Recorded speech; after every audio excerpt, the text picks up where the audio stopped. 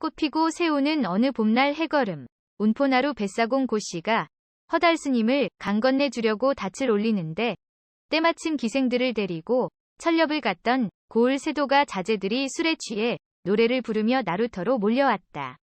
사또 아들, 천석군 오첨지 아들, 관찰사 조카가 기생을 하나씩 끼고 꼴사납게 치마 밑으로 손을 넣으며 키득거리고 다가와 친구가 아직 안 왔으니 배 띄우지 말고 기다려 라며 큰 소리를 쳤다.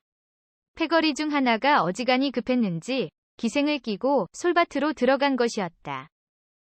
스님이 강을 건너야 하는데 지체했다간 날이 어두워집니다. 스님을 먼저 건네드리고 오겠습니다요. 늙은 뱃사공이 사정을 해도 그들은 막무가내다. 지금쯤 몸을 닦으며 치마를 추스르고 있을 게야. 기다려. 사또 아들은 뱃사공을 부르더니 땅바닥에 내 천자를 쓰고는 이게 무슨 글자인지 아는가? 하고 물었다. 눈만 끔벅거리며 뱃사공이 모르겠습니다요.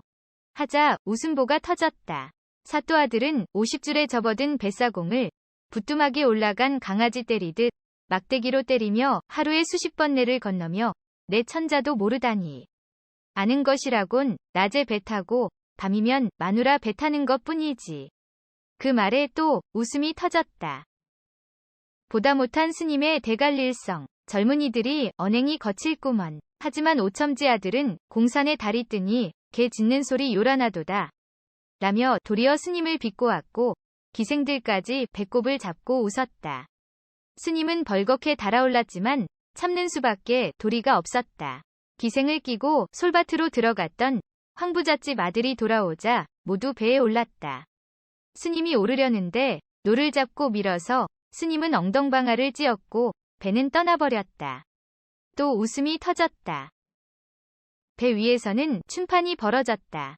안 됩니다. 배가 뒤집힐 수도 있습니다요.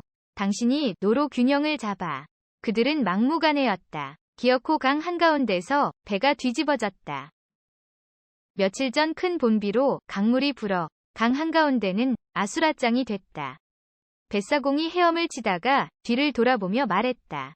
선비님들 헤엄 못 치시오? 못 쳐, 어푸. 내를 건널 땐 내 천자는 몰라도 헤엄은 칠 줄 알아야지요. 뱃사공은 유유히 헤엄쳐 나루터로 돌아왔다. 그날 밤 혈혈단신 뱃사공, 고씨가 살던 나루터의 초가삼간이 불길에 휩싸였다. 아우성을 집어삼킨 강물은 말없이 칠흑 같은 어둠 속으로 흘러갔다. 스님과 뱃사공 고씨는 흔적도 없이 사라졌다. 네.